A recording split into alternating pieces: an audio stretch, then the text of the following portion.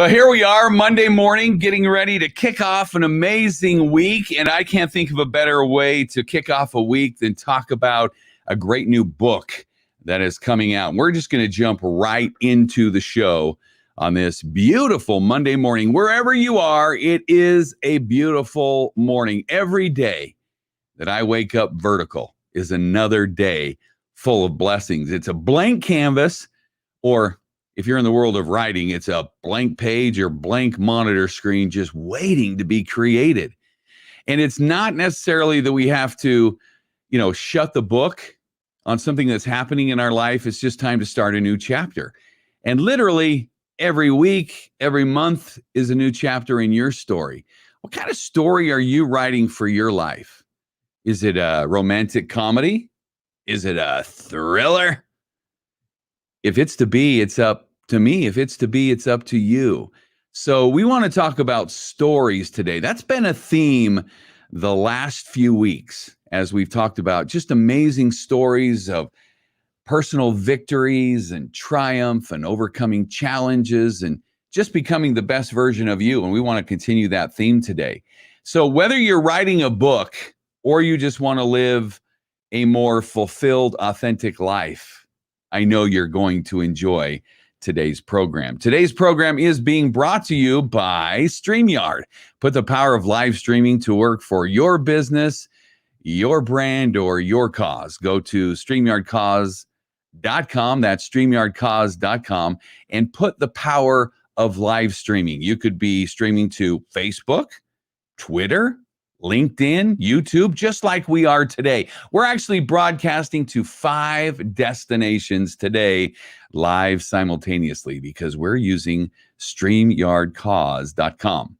So welcome to Cause TV and the Cause Green audio experience. As you know, we take the audio of each of these Cause TV episodes, and then that becomes an episode of the Cause Green audio experience. So if you haven't subscribed yet, go to Apple, iTunes, Apple Podcasts, Spotify, iHeartRadio, and the like, and subscribe to the Cause Green audio experience. And I want to say thank you to all the great folks who are leaving reviews and ratings, and also for you who send in personal notes and emails. It is exciting to see how many people we're affecting in so many different corners of the world. I received an email last week from of all places, Ghana. And so I want to give a shout out to my friends from Ghana who are tuning into the show today on Facebook. I try to make a difference every single day. And as we've talked about on this program, I wake up every day saying, I want to make a difference in the life of someone. I just never know who it's going to be that day. So I hope that what we have to share today can influence and impact your life. I'm excited about my guest, a great storyteller, as we continue with that theme. At an early age, my guest discovered his passion for fantasy stories and alternative universes.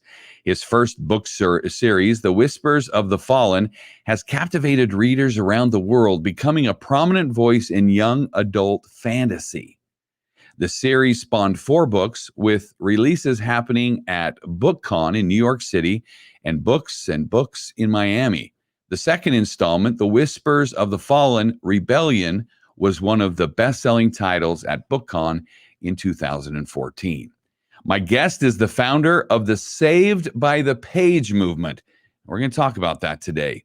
The project gained such momentum, it became a published anthology featuring stories written by readers on how books saved their lives. I'm a huge fan of reading. All leaders are readers, and reading is to the mind as exercise is to the body. So if you're not consuming daily reading, you're missing out, because your brain needs it as well as your soul. His release, Henderbell, The Shadow of St. Nicholas, was an Amazon bestseller. The book's limited edition copies sold out within just a few weeks after its announcement. He is the author of the new book, The Broken Miracle, which is a fictionalized story about the life of world-renowned pianist called Paul Cardall. And if you go back on Cause TV What's yeah. So he's the author of the world-renowned, or the book rather, of world-renowned pianist Cardall, Paul Cardall. Yeah, they wanted me to repeat that. Awesome. He's joining us today from South Florida. Friends, will you please put your hands together and help me welcome our guest, the one, the only, JD Netto. Hey, everybody. Hey, cuz. Hey, good morning. Boy, that was a rough start. You ever had, that on Monday morning? I know it's 11 o'clock where you are, so. Absolutely. I've had that, and it is Monday. Monday. It's totally fine and acceptable. So I'll get a pass today? Absolutely. You're fine. And you're saying, cause I'm a writer and you're supposed to be a broadcaster, so come on, wake up, Home Slice. It's Monday. I tried writing this morning, but my brain is still recovering from the weekend. So actually, let's talk about that just a little bit. As you know, there is no script. It's a blank page. Yeah. And it's more of just a discussion here on Cause TV. Yeah. So let's talk just a little bit about you before we get into that project where, writing books saved lives. Yeah. And then I do want to talk about The Broken Miracle, the fictionalized account of the life of Paul Cardall. And for you tuning in, if you go back to a couple episodes ago, we featured Paul Cardall on the broadcast. So he was not only on the live video stream, but also you'll find his recording on the Cos Green audio experience. And then I was blessed to work with Paul a couple of times over the past few months on a couple of virtual fundraisers, virtual galas with some of his new songs. So how did you get into writing anyway? Well, I've always, since I was a kid, I was always the creative kid.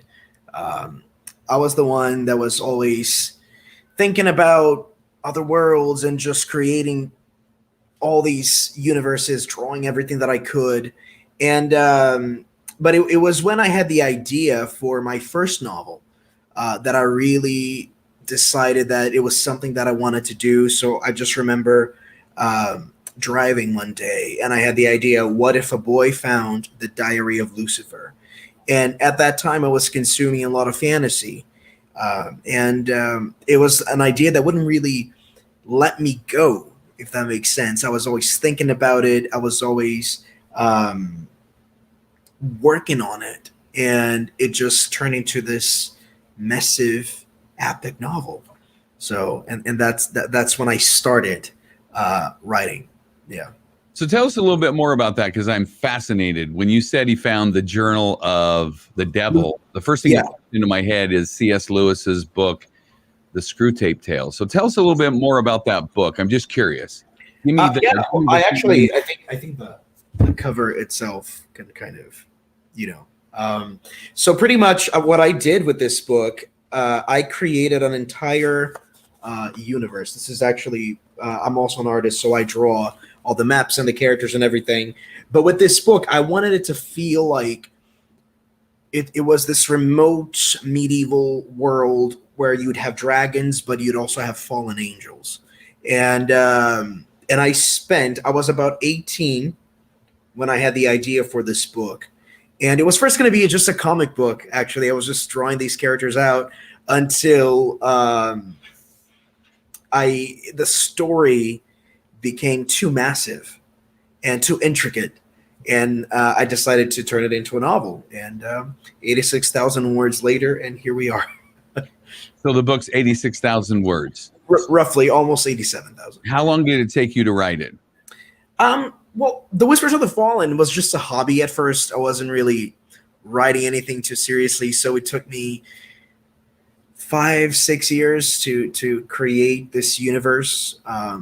And after it was released, I released it by myself at the time, new in the industry. So I was like, I gotta, prove that I can do this. And being an artist, working with social media, I was able to put together a very successful release. And the book just became kind of like this underground cult where people would just talk about it. And I eventually made my way to New York in 2013 to BEA. I literally just showed up. Like, I had no idea what I was doing in the sense of going to this event. I just got a table. My friends were with me. My sister was with me.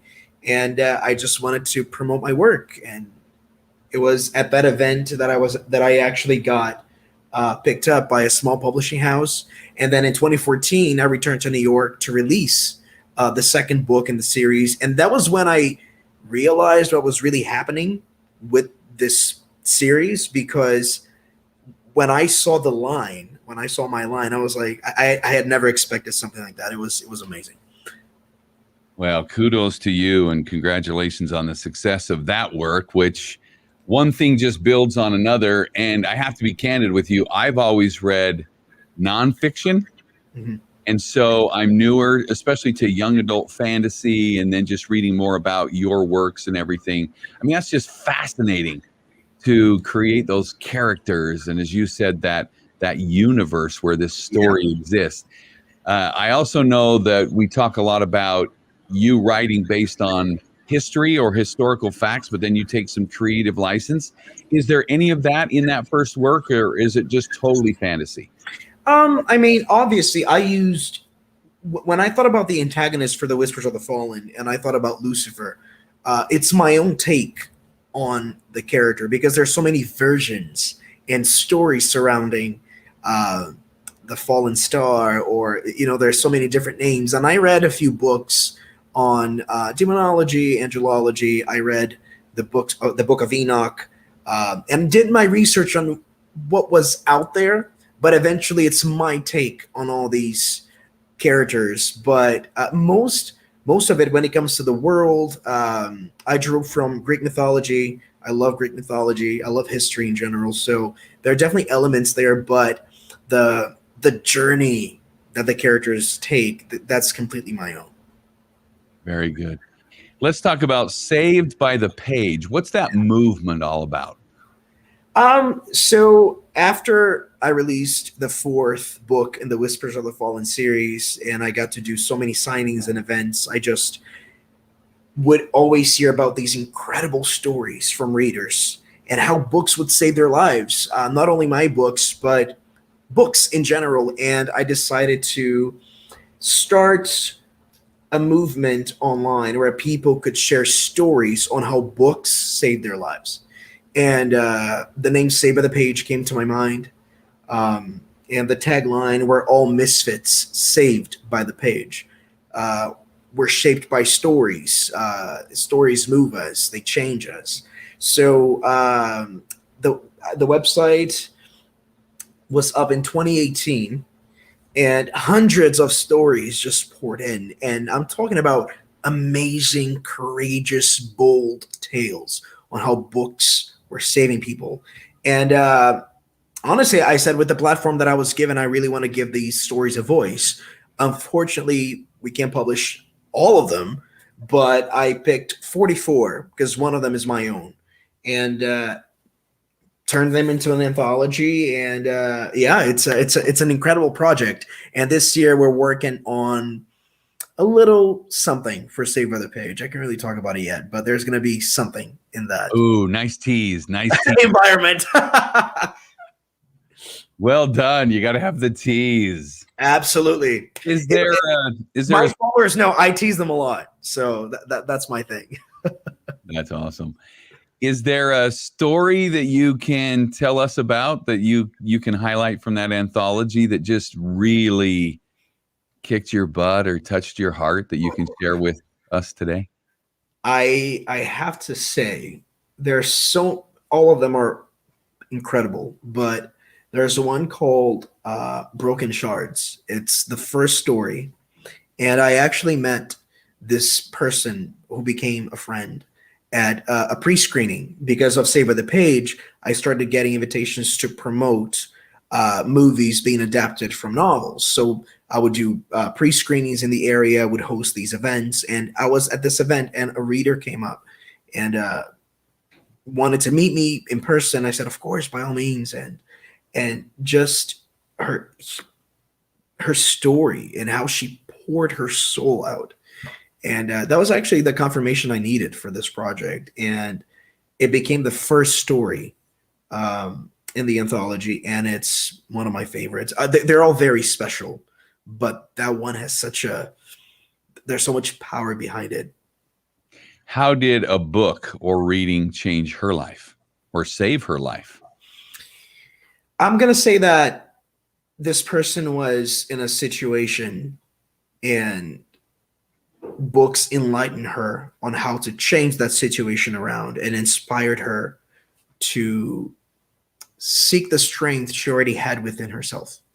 And it's an incredible story. Just like many other stories in this anthology, there's one where this reader wrote the story like a diary entry, and it highlights all these moments in the reader's life and how fiction inspired that reader to take a stand toward injustice. So things like that's the kind of, those are the stories that were being shared, that are being shared, and they're so powerful. The moment you share your story, you give permission for others to share their own. And I think that's the most powerful thing about this.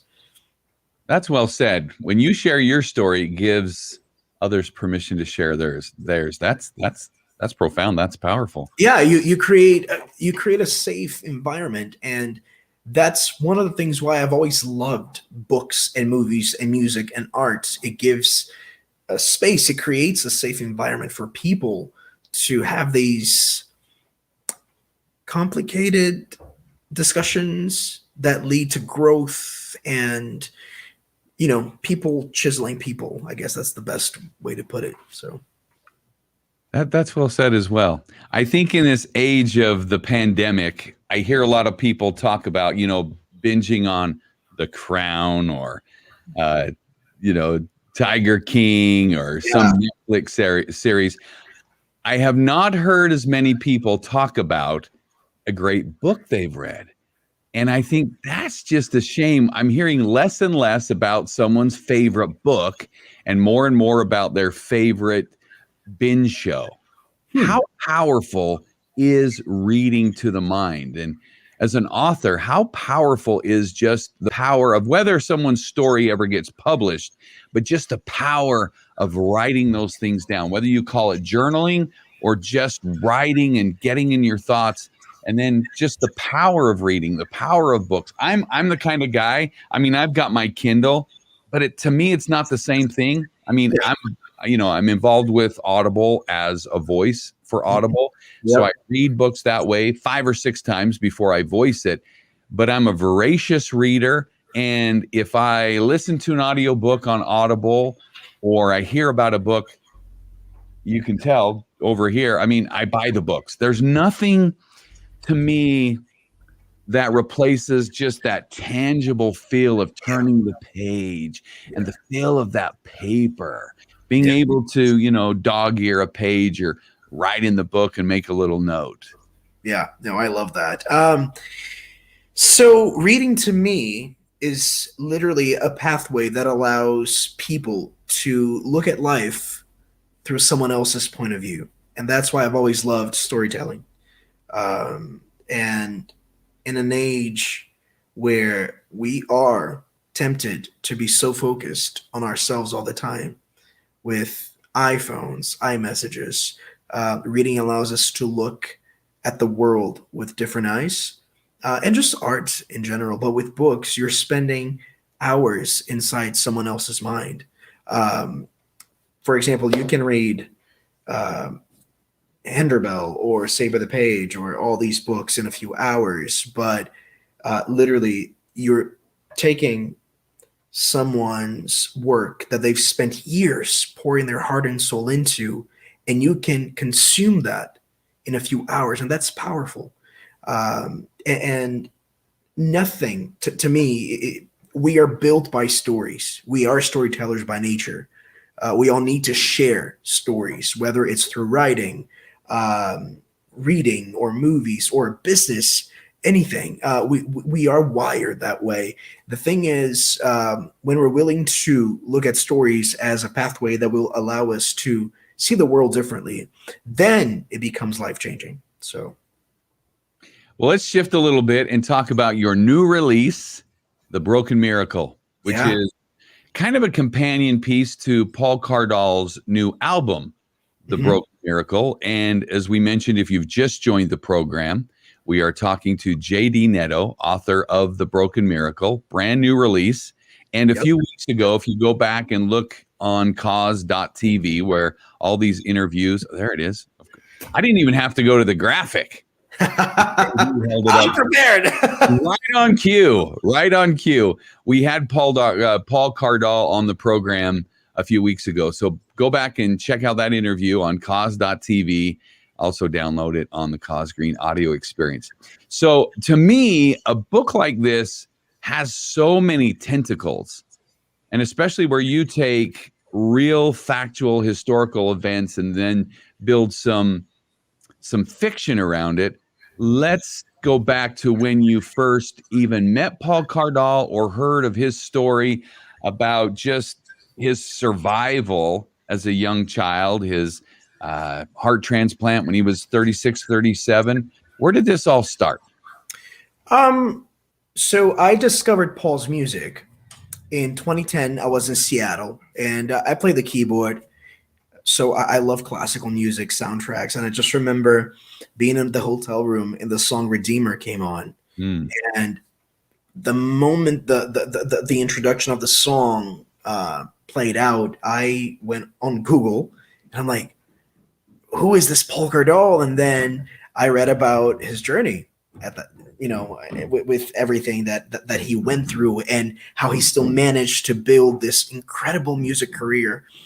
So I became a fan. Literally, I would go to my iTunes every month. He's very prolific when it comes to releasing new material. And I just, it's funny because his music was actually one of the outlets I used while writing The Whispers of the Fallen. There are a few chapters in my first book that were written to his music.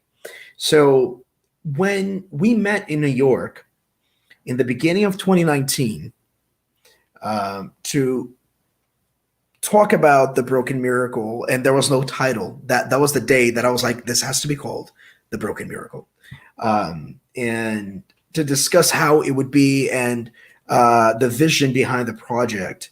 It was just humbling to be entrusted with such a powerful story because, like you said, all the main events in this book, the medical procedures, the music, that's all real. And my responsibility was to write a story that even when using fiction, the fiction would but add to the reality. It would make it all the more real.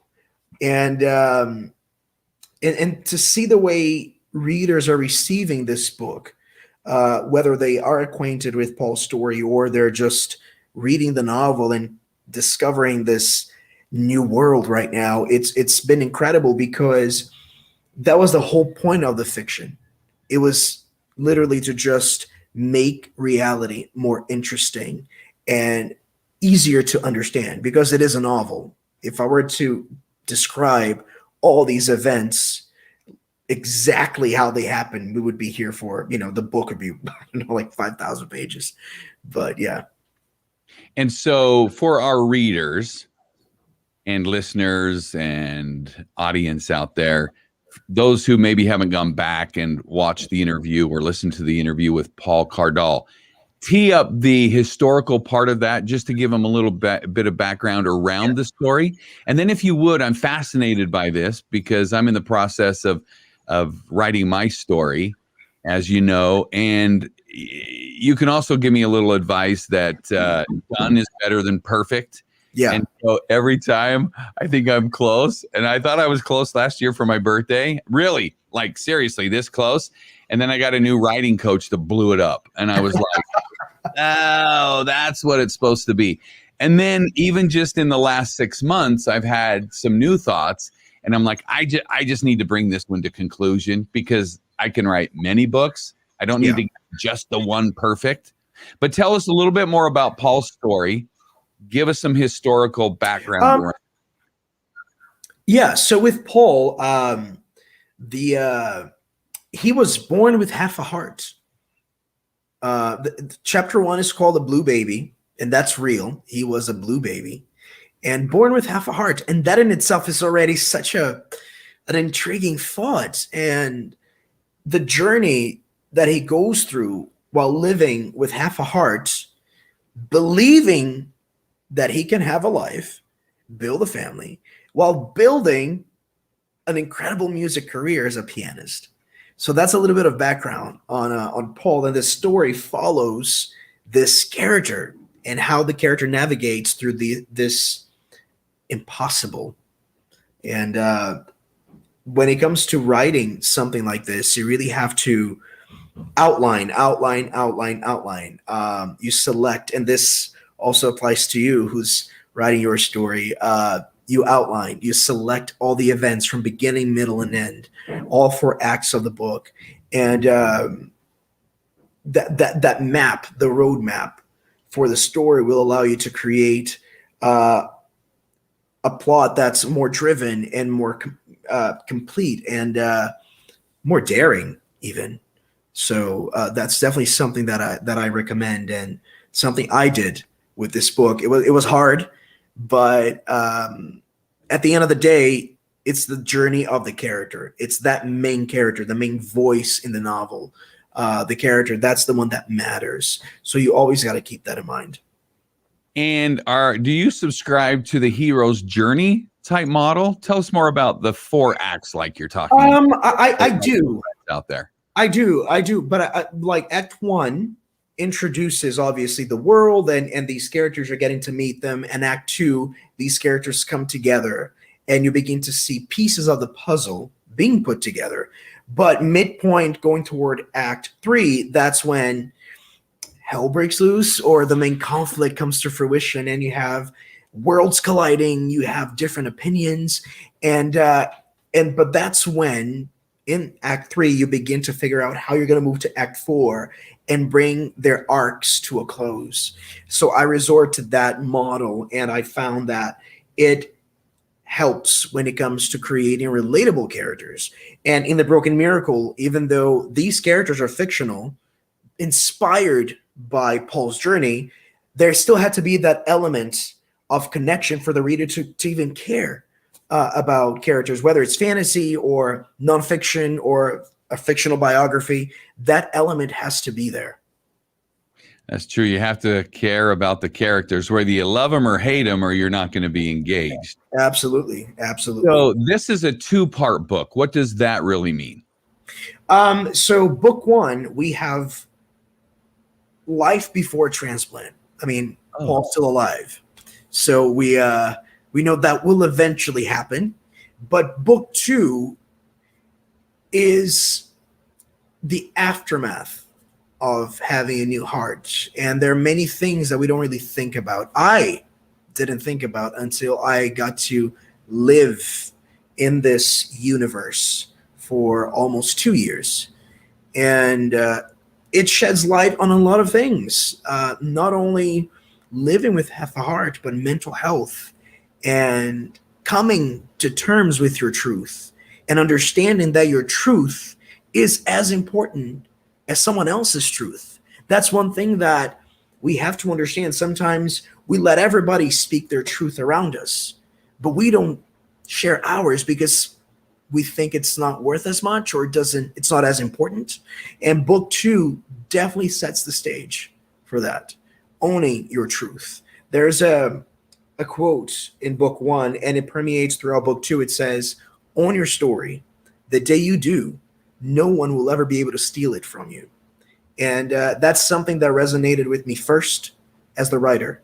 And it had to be in this project. It had to be in The Broken Miracle, because we see this character go through this incredible journey of believing, of finally getting that miracle.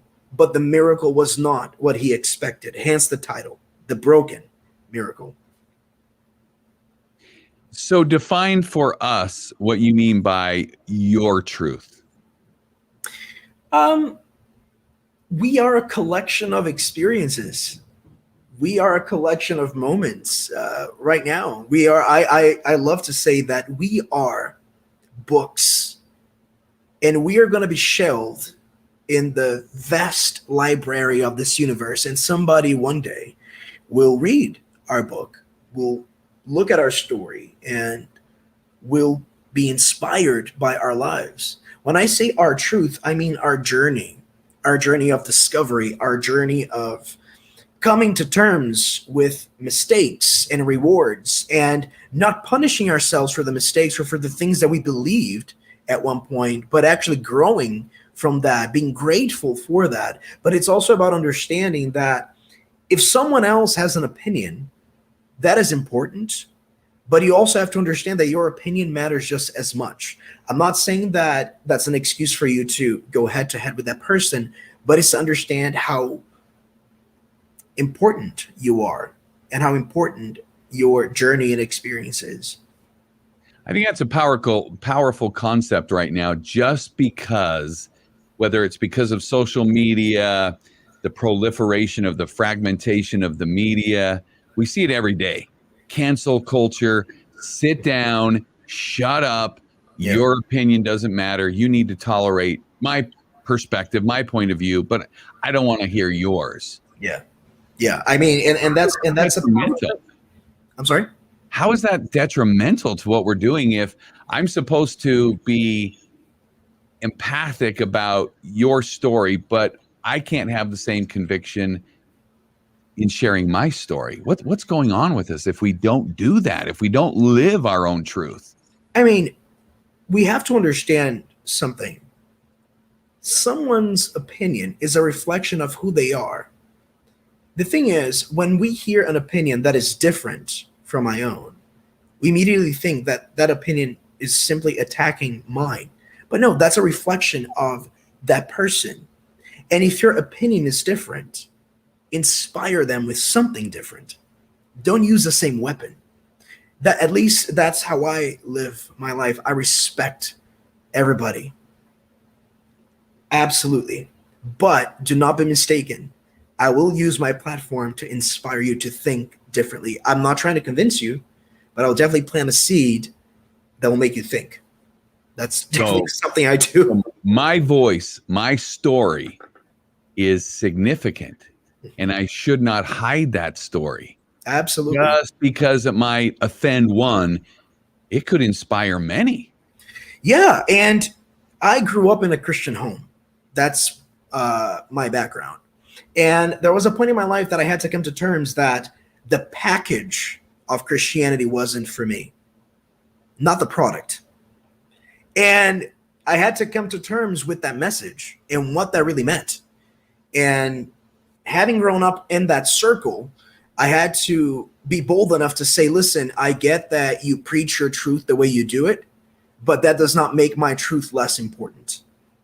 And people may say many things. Oh, but this truth is not founded on this. It's not founded on that. Well, interpretation, right? That's how books are read. I always say that it's incredible because when I wrote The Whispers of the Fallen, I had a clear vision for a chapter, and readers would send me emails and they had their own interpretation of a certain moment. And that's the most fascinating thing about books, about art. Art is out there to make you think and to inspire you to talk. I'm just fascinated by the way you write. So if you were to look at Paul's story in its entirety, how much of it, 60% is his history or fact, 40% is fantasy? What's kind of the blend of that book? If you could kind of put with the Broken Miracle, that's a very tough question because, as mentioned, even the fiction is there to heighten the truth. So even the scenes that I fictionalized, there's still truth to them. There's still a message that's being shared. And as an author, that's where I get to explore human emotion and build on that and create this environment where readers get to interpret the story. I don't want to cheat the reader by only sharing my vision. I want to hear their opinion. I want to hear their truth because their truth is as important. The way they read the book, the way they interpret the character's journey. That's why we have readers that love books, hate books. They connect with this character. They don't connect with that character. It's all about that. It's also about creating that culture of respect and diversity. That's something that I very much believe in, creating a safe space for all creeds, sexuality,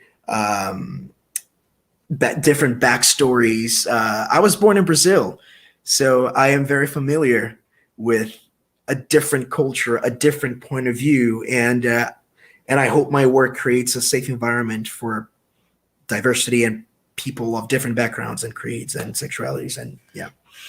So there's a big push right now for unity in America and always unity in the world. But I like what you're saying, because we could explore this for a minute, that I can still have my own voice, because I think we get muddied water there when unity means we all just have to think the same, right? I have to agree with you. I mean, we're seeing that in America, red versus blue. So unity means we need to become purple. And that's not what we're talking about, right? Unity just means you have a story, I have a story, I respect you, and I would like you to respect me. But if I have a strong belief about something, that doesn't mean I give up the belief or my position for us to be unified. What does unity mean to you then in the context of multiple personal truths? Because there's absolute truth, and then there's your perspective or your truth and my truth. The willingness to learn. And that's something that we don't see in many places right now. The willingness to understand. First, truth is an interesting place to be in, because truth varies, truth changes. That's why we have so many religions. That's why we have so many branches of Christianity, because everybody claims they have the truth. So to me, truth is not absolute. Truth is the willingness to learn, the willingness to listen. And when I say truth's coming together, it's also the willingness to listen, to change, but also to address the things that are wrong. So you don't believe that there is absolute truth? It's not that there's no absolute truth. What I'm saying is we have to understand where people come from and look at their background, look at what leads them there. Nobody does something out of the blue just because. Sure. You don't just make a decision because, oh, that's what I feel like doing right now. There's inspiration behind it. That's why stories are important. That's why books are important, because they shape the way we think. They shape the way we vote. They shape the way we act. And that's why it's important to really think about what you consume and to really think about what you believe. So today, as a writer, I just hope that the stories that are written, that I write at least, create a safe space for people to talk about these things. And I think The Broken Miracle is such an incredible piece of work, because there's so many layers of human emotion and just being human. That's also another thing that right now we see people chastising themselves for mistakes and for not being as good as they could be. But we got to remember, we're still people at the end of the day. Yeah. And we do brainless, wicked, stupid things, and we've got to stop shooting on ourselves, right? Mm-hmm. Woulda, coulda, shoulda. Yeah, exactly. So I'm curious, tell me a little bit about this discovery then, because you grew up in you said Christian religious home, and then you went through a transition. And I don't think I'm speaking out of school, because this is what I got from Paul Cardall in his story a few weeks ago as well. How did tell us a little bit about the discovery you had then and your evolution through your Christian beliefs. But then did that play into this work with Paul, because he's gone through a similar transition? Actually, no, because I was in my early 20s, so I'm 32 now, but it definitely helped to see the world differently at the time. So I grew up non-denominational since I was a child, and thank God my immediate family our willingness to learn is shared by all of us. So when things didn't start making sense anymore, it wasn't just me, but it was us coming together and saying, I think something has to change here. And that journey just inspired me to see the world differently. I'm just curious, was that a quick turning point, or was that transformation over a long period of time? It was definitely a transformation. the decision was made, and after that, things changed. But it took time. Yeah, but I'm glad it happened. I really, really am. Yeah, everything changes when we do, right? Yes. I mean, there comes a point in our lives where almost instantaneously, boy, my parents are smart. Mm-hmm. Almost overnight, you're like, I woke up one day and they suddenly became brilliant, or, Yeah. for good or for bad. There's also that moment where you can't just blame the world anymore. You grow up, you make your decisions, and you can't just blame the entire universe on everything that's happening around you. You got to take a stand for what you believe. How important is that personal responsibility in the discovery of personal truth? Very important, because then you stand up for what is right, and then you stand up against what actually destroys us. So you have to come to that place. At least for me, that's what I did. Obviously, there are certain things that are never accepted, no matter the truth. Bigotry and what destroys us as people should never be accepted. But sometimes the world you live in does not allow you to see beyond that, beyond what you know. And you don't realize that what you're actually vouching for can be something destructive. And I've met so many people that have come from different backgrounds, different belief systems, that were destroyed by what many people claimed to be a constructive truth. And that's where I think that's why we need to have that discussion, that we need to be willing to learn and humble to listen, and humble enough to admit when it's wrong and when it's right. Do you care what people think about you? I've never been asked that question.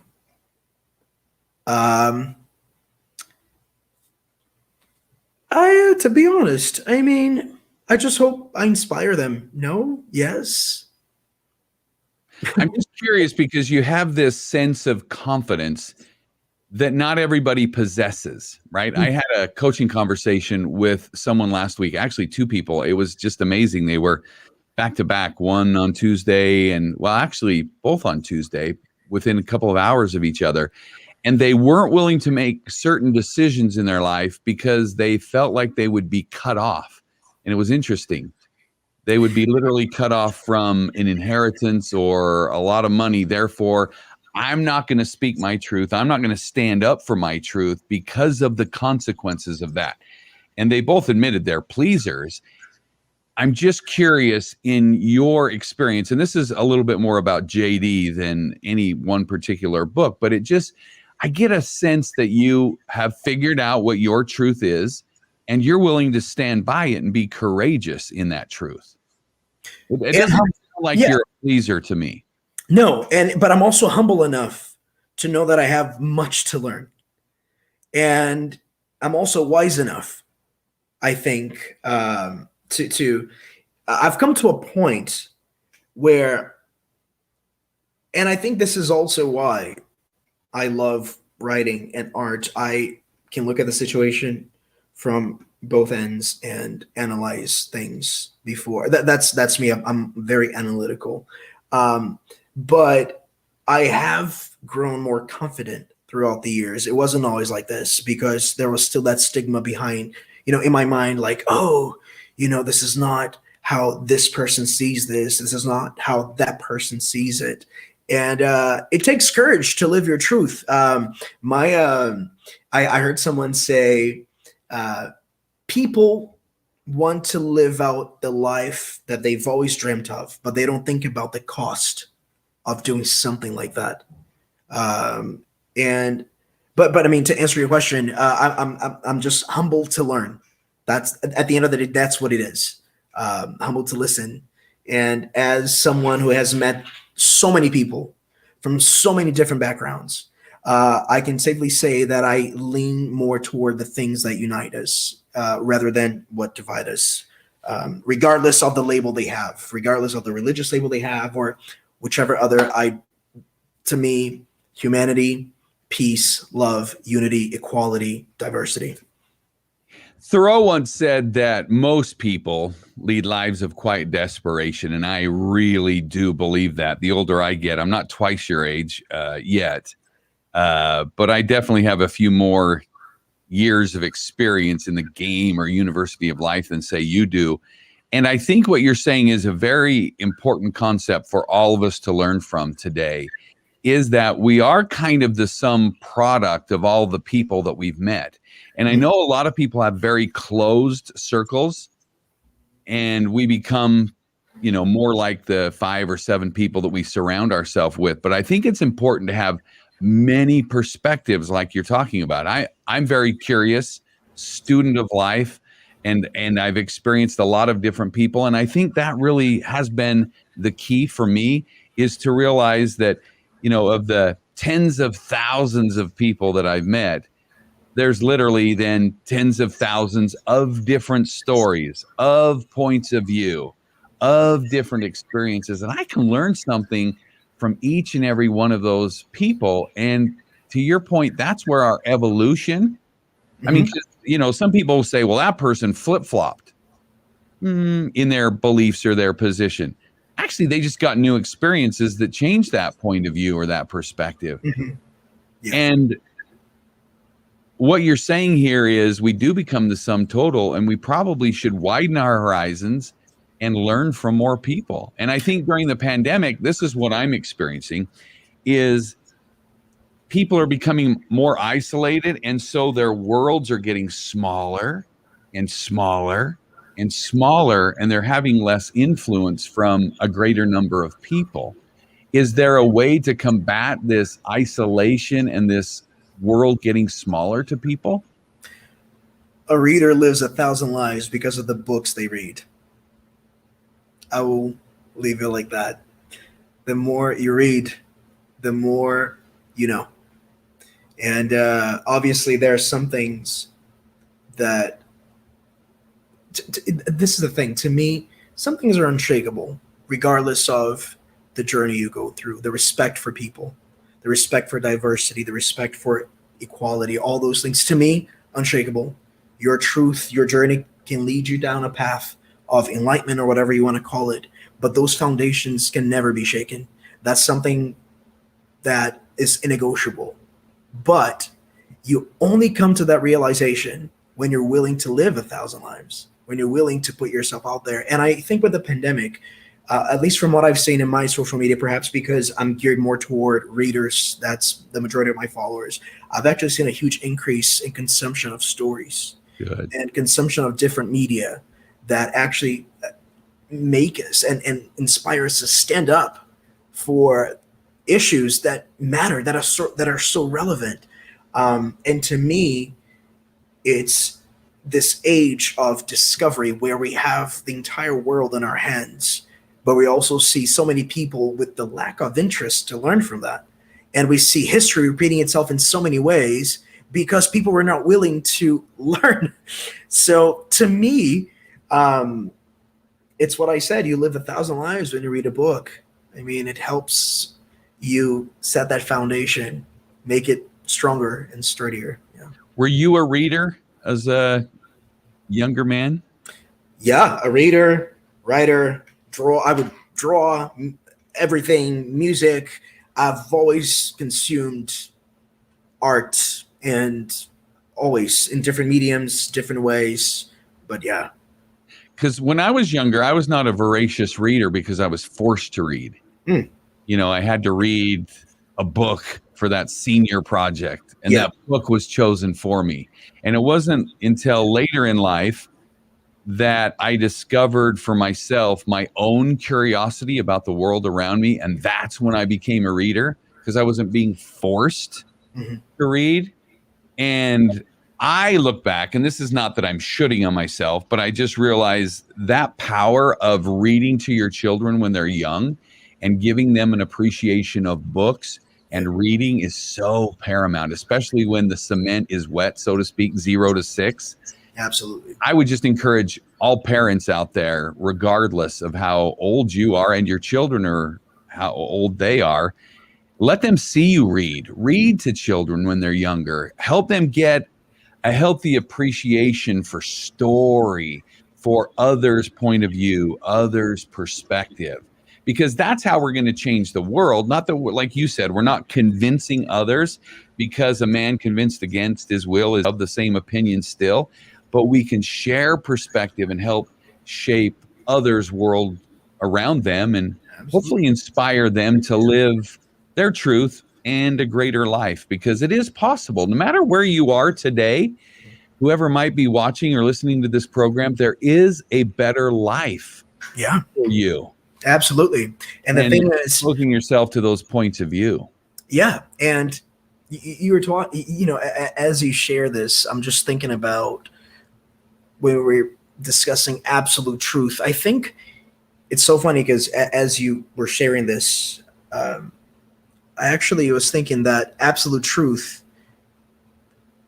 is the the unshakable knowledge that we're all equal, that we all deserve that respect, we all deserve to be appreciated and loved, and to to live out life to the fullest. And anything that deviates from that, anything that plants any seed that is different from that seed of unity, needs to be questioned. That's the best way that I can put it. But And questioned, not squelched, right? questioned. I mean, Questioned, but it's not canceled. yeah, no, questioned. Because think with me, it's the desire of discovery, and it's that curiosity that allows us to grow as people. So So for those just joining us, paraphrase then your new release, The Broken Miracle, and why somebody else should read it, buy it, consume it, and let it change their perspective. this is a story about someone who lived with half a heart and fought against all odds to have a family, to have a career, and still managed to survive against all odds. It's a story of hope. It's a story of faith. And honestly, my desire for this project, and I can even say Paul's desire, is to inspire people to fight for their lives, to see that life is worth living, that they're not some mistake, regardless of what people may say, that they're worthy of love, of hope, of acceptance. And I just hope it inspires everybody out there. That's awesome. The Broken Miracle, the author, right here live today with us, J.D. Netto, also the author of many other books. So look him up at jdnetto.com. That's jdnetto.com. So JDNETTO.com. You'll learn more about his anthology, the power of Saved by the Page, and his work around all that he does with art. He not only writes his books, but he also illustrates his book.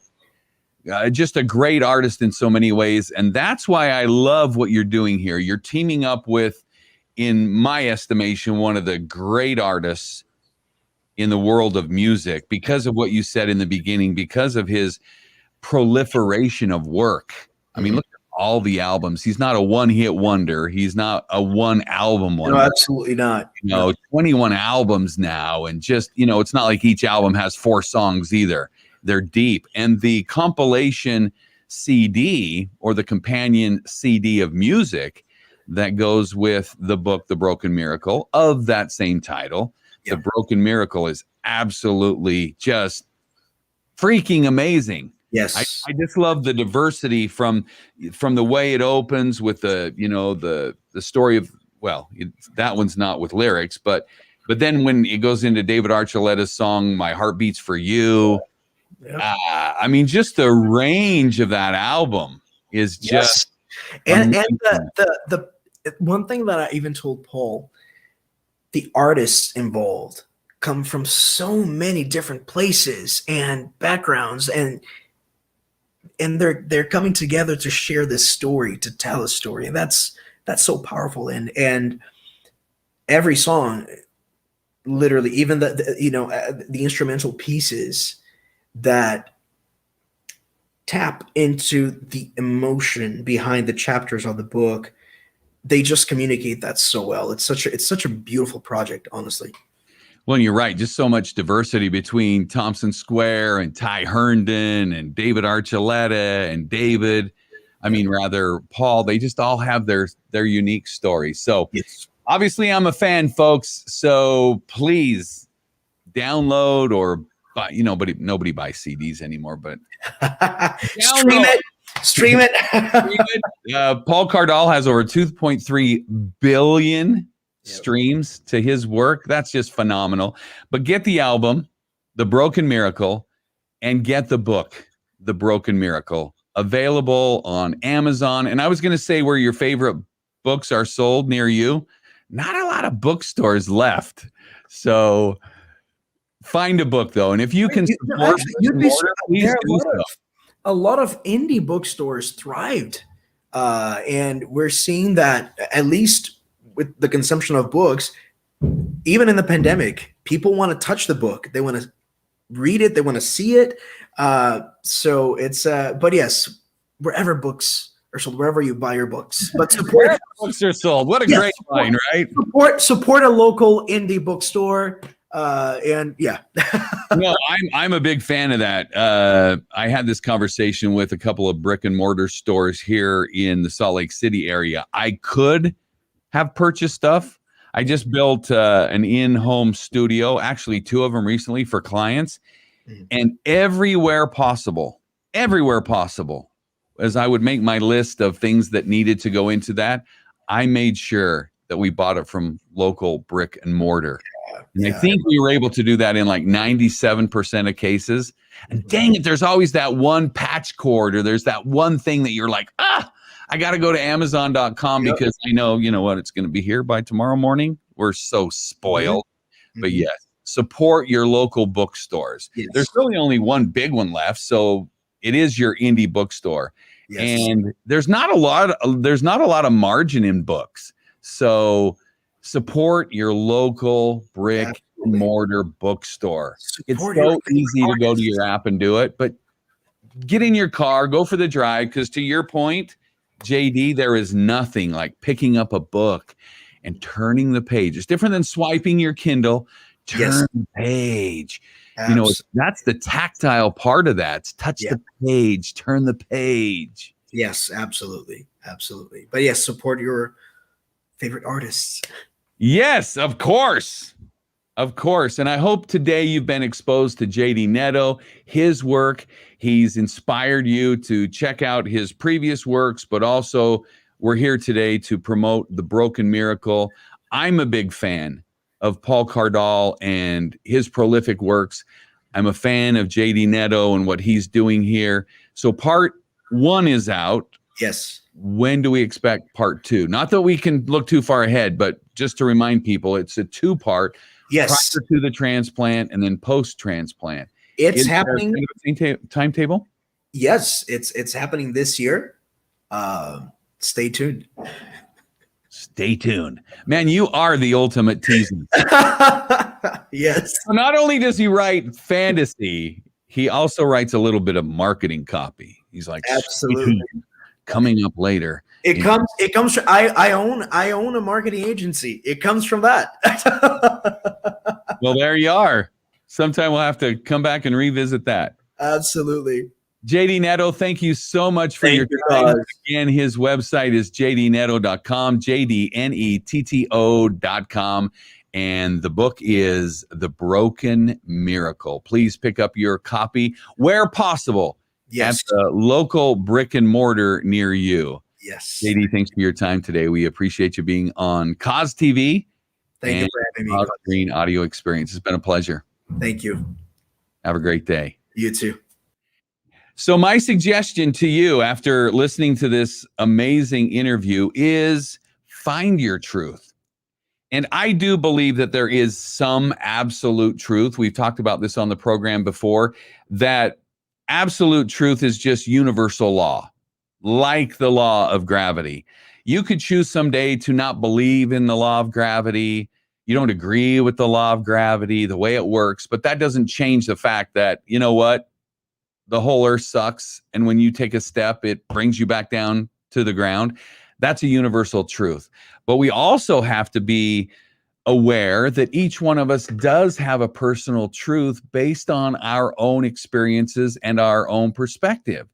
And in a world of cancel culture saying, sit down and shut up, I don't want to hear your voice, please stand up. That doesn't mean we fight or don't have that unity that we really need to heal. But don't be afraid to share your voice. Don't be afraid to be you. More than ever before, the world needs you to share your unique voice, to share your unique experiences, to tell your story. Because as we say at the conclusion of every program, keep smiling, keep shining brightly, because someone out there needs to be guided by your light. Have a great day, everybody, and shine brightly.